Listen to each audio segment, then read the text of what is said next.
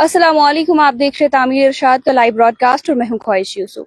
मशहूर ski resort Gulmarg में आज अफरवट और सनशाइन पीक्स पर सीजन की पहली बर्फबारी रात भर हुई, जिससे ये मंजर सर्दियों का पहला पैगाम बन गया है।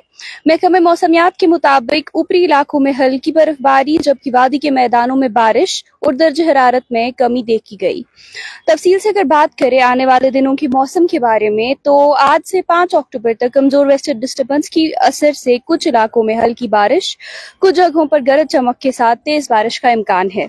साथ ही 6 से 7 अक्टूबर दरमियानी शिद्दत का वेस्टर्न डिस्टर्बेंस असरअंदाज होगा, जिसके नतीजे में पूरे जम्मू कश्मीर में बारिश और बर्फबारी होगी। राजदान टॉप, जोजिला पास, पीर की गली, सिंथन टॉप वगैरह पर 4 से 15 इंच तक बर्फ गिर सकती है। सोनमर्ग में भी बर्फबारी का इम्कान है। 8 अक्टूबर कुछ जगह बरसात, ज्यादातर मौसम खुश्क रहेगा और साथ ही 9 से 12 अक्टूबर मौसम खुश रहने का इम्कान है।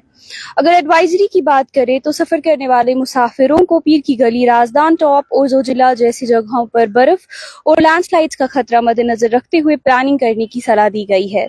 कश्मीर के मैदानी इलाकों में दर्ज हरारत 7 से 14 डिग्री सेल्सियस दरमियान रहेगा।